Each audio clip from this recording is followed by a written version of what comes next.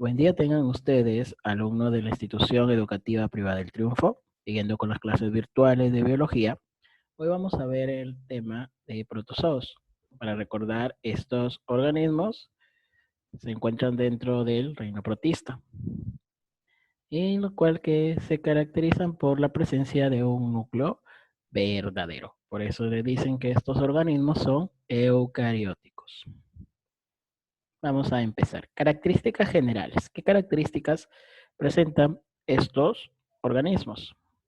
Conjunto diverso, o sea, son muchos, formado por organismos unicelulares, o sea, que tienen una sola célula. Eucarióticos, porque ya presentan un núcleo con membrana.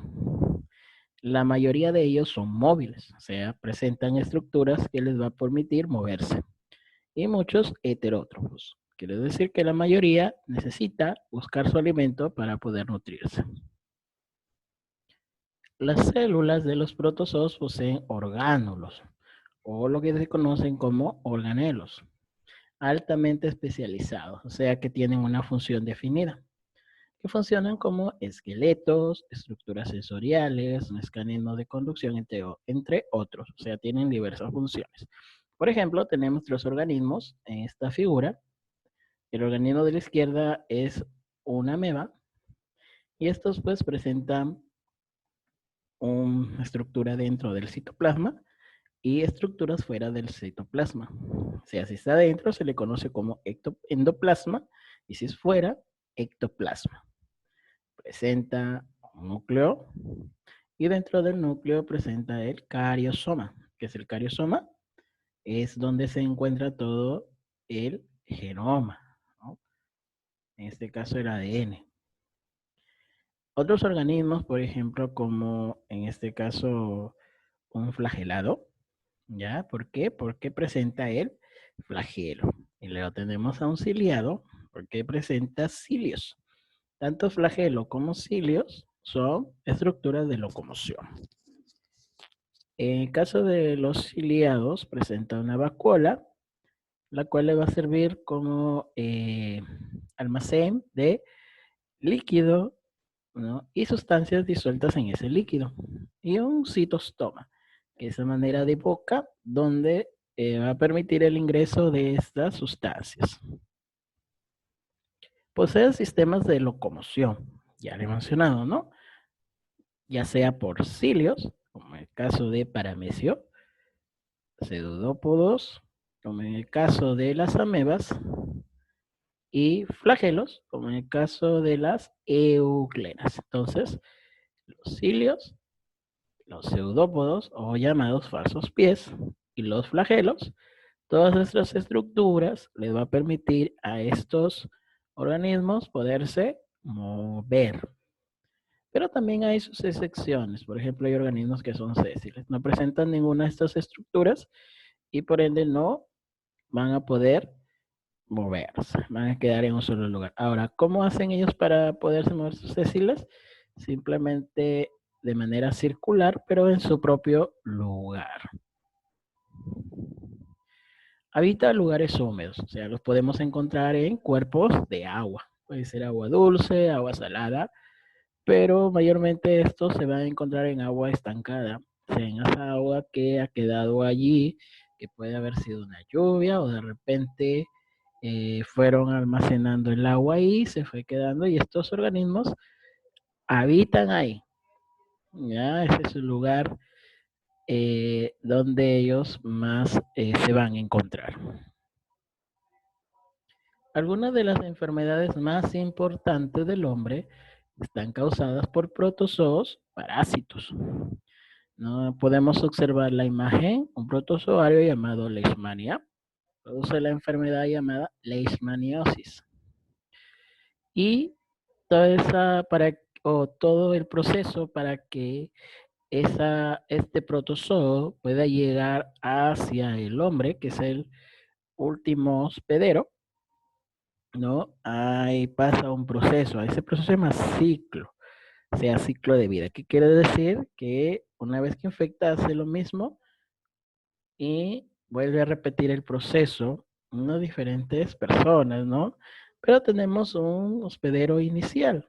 ¿Quién es? Ahí está el perrito, ¿no? Entonces el perrito puede ser un hospedero, el cual el vector, en este caso, puede ser un insecto, puede ser un mosquito, puede ser, en este caso, un zancudo, un insecto alado. Entonces, estos al picar, ¿no? Eh, suministran esta leishmania y lo trasladan y dentro de él, de este organismo se va desarrollando esta lema.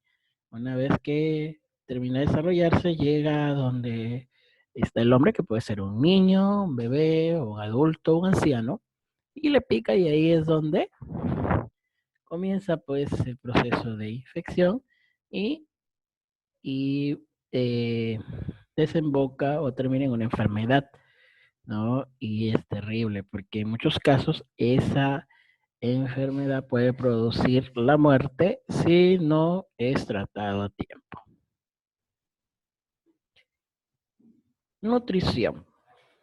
La nutrición se refiere a la forma de suministrar el alimento. Decíamos que ellos eran heterótrofos, o sea que quiere decir que ellos tenían que conseguir el alimento.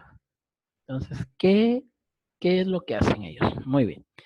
Saprozoicos u osmótrofos son es un tipo de forma o organismo, en este caso protozoos, que utilizan este proceso. Incorporan sustancias orgánicas disueltas en el medio donde viven a través de su membrana. O sea, la suministración o la nutrición lo van a hacer a través de lo que se conoce como ósmosis, ¿no?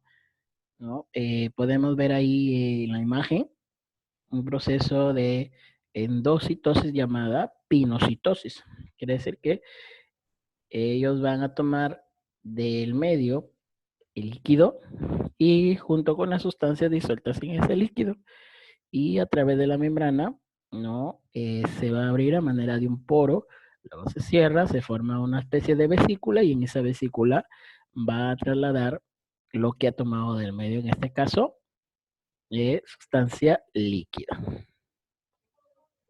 Luego tenemos a los holozoicos o fagótrofos, que ingieren partículas visibles de alimento mediante el proceso de fagocitosis, ¿no? En este caso ya no son sustancias líquidas, sino sustancias sólidas, formándose una vacuola alimenticia o fagosoma, ¿no? En este caso lo que va a formar es una vesícula fagocítica, ¿no? O sea, una vesícula, digamos, con el volumen necesario para poder eh, a la hora de que tome el alimento, poderlo llevar, ¿no? Entonces, una vez que este pseudópodo con sus falsos pies, ¿no? Engloban al alimento, lo ingieren y esto, ¿no? Adentro. Y primero cuando lo va a ingerir toma una forma y luego cuando lo engloba toma otra forma. Y podemos observar aquí que los pseudópodos no solamente sirven para la locomoción, sino también como una forma de o instrumento para poder nutrirse. Excreción se refiere a la forma de cómo va a eliminar las sustancias de desecho. Podemos obtener o podemos mencionar aquí la famosa vesícula perdón, la famosa vacuola contráctil o pulsátil también se le conoce. Entonces, el agua que ingresa en el cuerpo de, en este caso, la ameba, por osmosis, y como hemos visto, sea por pinocitosis. Ahora, ¿qué va a suceder ya una vez que se toma esa agua y ya no se necesita? Se va a expulsar. Se expulsa por el ritmo llenado y vacío, ¿no? De la vacuola contráctil. O sea, que la vacuola, estando dentro, se va a mover, ¿no? Y va a llegar, tratar de llegar hacia la membrana, ¿no? Entonces, a través de pulsaciones, ¿ya? Tema pulsátil. Una vez que ya está en la membrana, se abre esa membrana, ¿no? Mejor dicho, existe una ameba, sus falsos pies, forman, se invaginan, ¿no? Se forma un espacio y ahí es donde libera el agua que ya no lo va a necesitar, ¿no? Y esta es una forma, es un mecanismo de excreción. En reproducción, vamos a ver dos mecanismos de reproducción. Tenemos reproducción asexual, dos tipos de reproducción asexual, dos formas de reproducción asexual. Por ejemplo, tenemos la fisión binaria, que puede ser transversal o puede ser longitudinal. Transversal, o sea, mitad del cuerpo de un organismo se dividen y salen dos. Y longitudinal, que es en toda la longitud del cuerpo. ¿Ya? Divide en un lado derecho y un lado izquierdo y salen dos organismos idénticos. Y por fisión múltiple, o sea, de un solo organismo, crecen varios organismos. Y en la reproducción sexual tenemos tres tipos. La isogamia, o sea que los dos gametos son del mismo tamaño, pero son móviles. Anisogamia, cuando en este caso el gameto femenino es más grande que el masculino, pero ambos son móviles. Y la oogamia, cuando el gameto femenino es de mayor tamaño que el gameto masculino, pero en este caso el gameto femenino no presenta movimiento, sino el masculino. Y otra forma de reproducción es a través de enquistamiento. ¿No? Tenemos por ahí la Entamoeba coli, ¿no? Que primero se forma un trofozoito, luego se forma un prequiste, solamente vemos un núcleo, y luego ya comienza a formarse el quiste, y ese núcleo comienza a dividirse y presenta varios núcleos, hasta 8 en unos casos, como vemos en la imagen F. ¿No? Y luego, una vez que ya se formaron, se desarrollan y se liberan, ¿no? Y ya tenemos varios organismos. Es una forma de reproducción, el enquistamiento. Y clasificación, ¿qué tipo de organismos existen? Tenemos clasificados a través de filum. Tenemos al filum Sarcomastigóforos y presenta dos subfilum. Los filum Sarcodinos, ahí están las amebas, ejemplo, Amoeba proteus. Subfilum Mastigóforos, ahí tenemos a los flagelados, por ejemplo, Giardia lamblia. Luego tenemos al siguiente filum, Ciliófora, y como subfilum a filum ciliados, o sea que presentan cilios. Ejemplo, tenemos a Paramecium caudatum. Y el filum Ampicomplexa, aquellos sesiles, ¿no? Que de hecho no presentan movimiento. Ahí tenemos el filum Sporozoarius, ejemplo, Plasmodium. Estos organismos se caracterizan porque sus movimientos son escasos, ya no existe movimiento. Muy bien, entonces con esto hemos acabado esta sesión, ¿no? Esperando que todo lo que hoy se ha expuesto, ¿no? Lo puedan asimilar, lo puedan entender, ¿no? Y cuando tengamos nuestra videoconferencia, y tienen alguna duda, me la pueden hacer llegar, ¿no? Y así pues poder esclarecer y puedan entender todo este tema. Muy importante, muy bonito, ¿no? Y entonces con esto acabamos esta sesión, esta primera parte de este reino. La próxima sesión estaremos viendo el siguiente grupo, que son las algas, ¿ya? Y para terminar ya, no está de más seguir recordándoles que se laven las manos, ¿no? Cuando tengan las manos sucias o contaminadas, irse a lavar también, ¿no? Para evitar el contagio. Tratar de no salir de casa y aprovechar el tiempo que están teniendo ahora en sus clases para hacer sus tareas, ¿no? Y no dejar que se le acumulen. ¿Ya, chicos?